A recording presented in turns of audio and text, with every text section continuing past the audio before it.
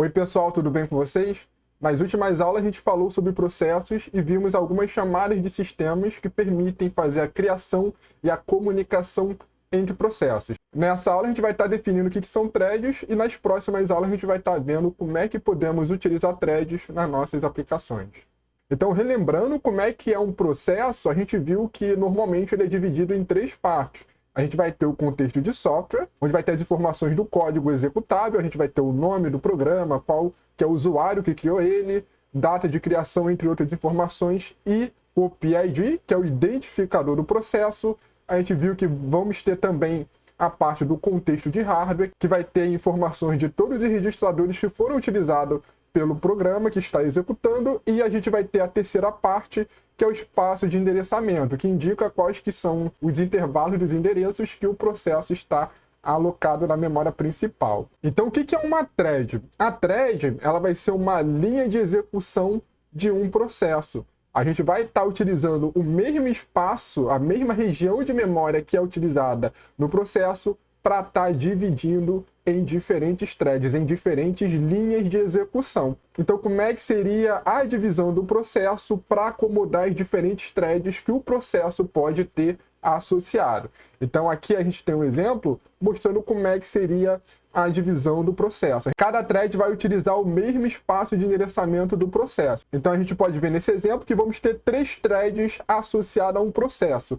Então, o espaço de endereçamento ele vai ser o mesmo. A gente vai ter cada thread, ele vai estar enxergando o contexto de software. Então, a gente percebe que a parte das informações do programa, o PID, todas as informações do contexto de software também eles vão ser compartilhados para todas as threads. E para a gente consiga ter uma linha de execução separada, rodando simultaneamente, a gente vai precisar ter o contexto de hardware dedicado para cada uma das threads. Então, o contexto de hardware do processo ele vai ser particionado para cada uma das threads. Então, a gente vai ter que a thread 1 ele vai ter o seu próprio contexto de hardware, e aqui vai ter a informação de quais registradores a primeira thread vai estar utilizando. A segunda thread vai ter o seu próprio contexto de hardware e ela vai utilizar outros registradores de propósito geral, diferente dos registradores da thread 1, e a thread 3 também vai ter o seu próprio contexto de hardware. Então repare que todas essas threads elas vão estar usando registradores diferentes. Elas vão ter o seu próprio program counter, porque essas threads vão poder estar executando e buscando instruções diferentes do programa que está armazenado no contexto de software. Então essa que é a modificação, a diferença de uma thread. Em outros detalhes a gente pode estar vendo da seguinte forma. Então aqui em cima a gente vai ter o contexto de software, que vai ter as informações do código, do dados, que seria aqui as variáveis globais, os arquivos, entre outras coisas. Todos vão ser compartilhados com todas as threads do processo. E para cada thread, a gente vai ter um contexto de hardware dedicado, contendo aqui tanto os registradores que cada thread vai estar utilizando, quanto a região de pilha, porque a thread ela pode estar fazendo chamadas de funções, então ela precisa ter uma região de pilha dedicada. Então, cada uma vai ter um stack pointer dedicado, e no momento que cada thread fizer a chamada de função, ela vai manipular sua própria região de pilha. E aí, qual que é o benefício de a gente ter threads associadas a um processo? Então, o principal benefício é o tempo de acesso para você conseguir fazer a comunicação entre threads. Então, a capacidade de resposta de você conseguir executar operações simultaneamente em threads, ela é mais rápida do que utilizar diferentes processos. A outra questão é o compartilhamento de recursos. A gente viu na última aula que para a gente conseguir compartilhar informações entre processos, a gente precisava realizar chamadas de sistema do sistema operacional por meio de memória compartilhada ou usando pipes. Então, essas chamadas de sistemas, você precisa executar elas no modo de operação de kernel. Então, sempre tem aquela troca de modo de operação, tem um trap. A gente chama a chamada de sistema no modo de usuário, muda para o modo de kernel, aí o sistema operacional executa e depois ele volta novamente para o modo de usuário. Então isso aí tem um overhead do sistema operacional e acaba impactando no tempo de execução do programa. Com threads a gente não precisa de chamada de sistemas para fazer o compartilhamento de recursos, já que todas as threads elas estão no mesmo espaço de endereçamento do processo. Então você consegue colocar uma variável global e todas as threads vão conseguir acessar essa variável normalmente, sem precisar fazer nenhuma chamada de sistema. Essa variável ela já está no espaço de endereçamento compartilhado por todas as threads. Então, esse é um benefício. Você tem um menor tempo para acessar essas estruturas de dados compartilhadas. Outra questão é em relação à economia, porque você não precisa estar criando outro processo. Todo mundo está aproveitando o mesmo espaço do processo corrente, do processo que está rodando no momento, e você tem a questão da escalabilidade, porque um determinado processo você consegue estar associando várias threads nesse processo. Então esses são os benefícios de estar utilizando programação via thread e não via processos.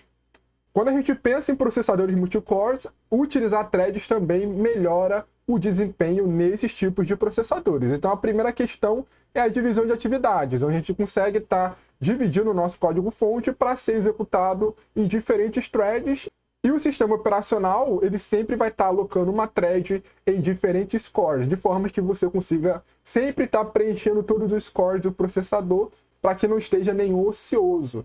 Então, utilizando threads, ele facilita você dividir o programa para estar rodando também em diferentes cores.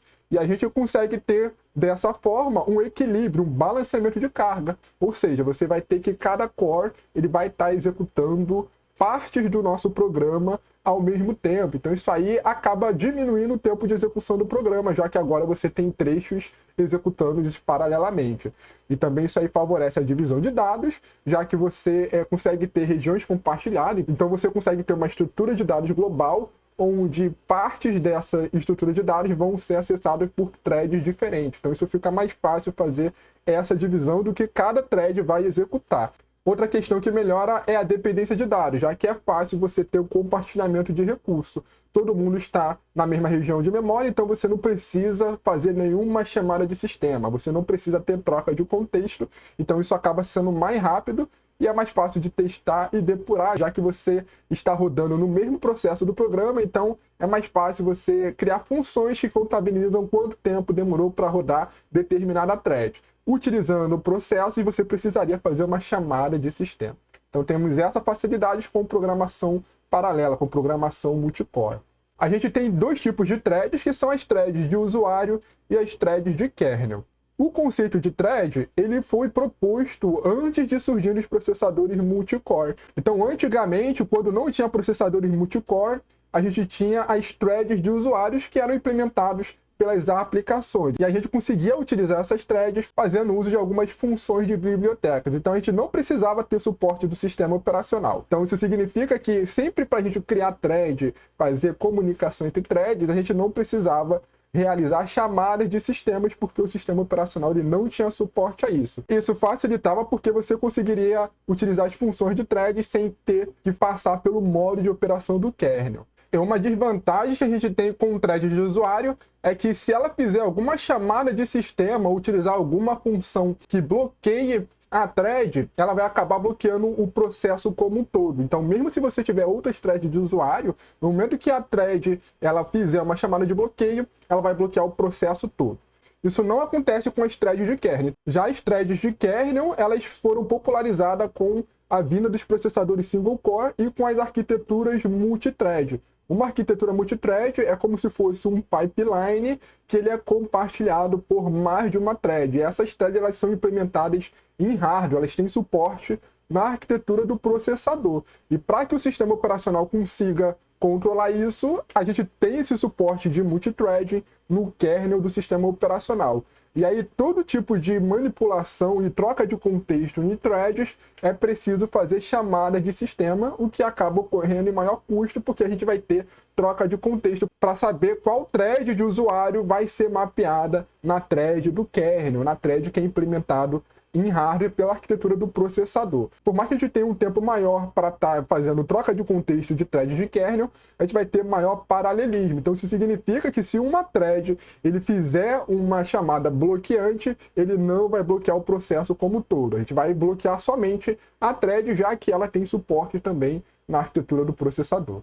Então, com esses dois tipos de thread, a gente tem uma relação entre eles, entre as threads de usuário e as threads de kernel. Então, a gente pode ter uma relação de muitos para um, que seria a arquitetura ter uma única thread de kernel, que é como se fosse um processador single core, e você tem várias threads de usuários que são implementados em cima dessa única thread de kernel. Então isso aqui é a relação múltiplos para 1. A gente pode ter uma situação de 1 para 1, onde a arquitetura do processador ele vai ter várias threads de kernel, ele vai ter esse suporte, e o sistema operacional ele vai implementar uma thread de usuário para ser associada especificamente a cada uma dessas threads de kernel providos pela arquitetura do processador. E a outra relação é quando a gente tem muitos para muitos, ou seja, a gente vai ter várias threads de kernel suportadas pelo hardware, vamos ter várias threads de usuários que podem ser associadas nessas threads de kernel. Então, uma thread de kernel, ela pode estar associada a muitas threads de usuário. Então, normalmente a gente vê esse tipo de geração de thread suportada pelos sistemas operacionais modernos.